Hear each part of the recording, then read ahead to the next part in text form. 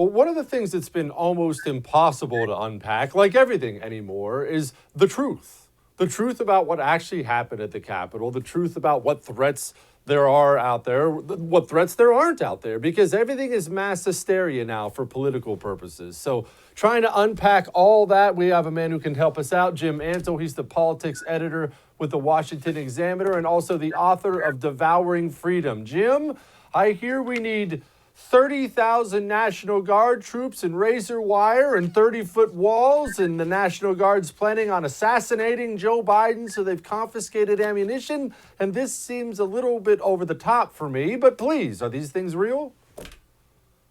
Well, there's certainly a lot of rumors circulating out there, some of which seem to be a little over the top, and obviously there's going to be a lot of precautions taken after what happened at the Capitol.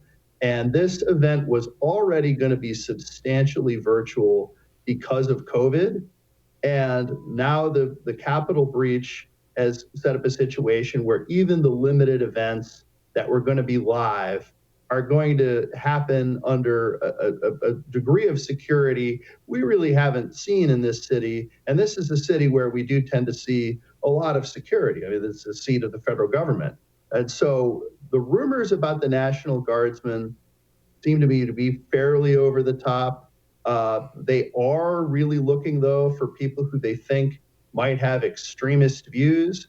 What their criteria are for extremist views remains unclear. There were a dozen National Guardsmen that they've removed from security just today, but they aren't saying that there was any plot or anything like that, just that they were uncomfortable with some of their associations and views and they removed them, though they haven't elaborated exactly on what that means.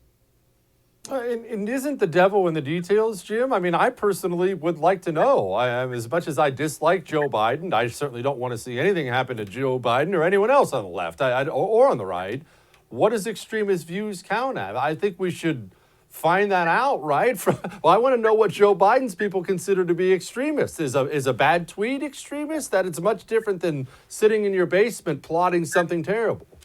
The devil is very much in the details. So if we're talking about people who are in the Ku Klux Klan or people who are in militias or people who are in groups that have plotted violent attacks against people, then clearly those are not anyone you want to be in close proximity to Joe Biden or anybody else in government or of any significance. If you're an extremist, if you voted in a Republican primary, if you listen to conservative talk radio, if you just have wrong but relatively common political views, that's a much bigger deal. And I think we do need to know that. And they haven't really shared those details. Hopefully they will soon.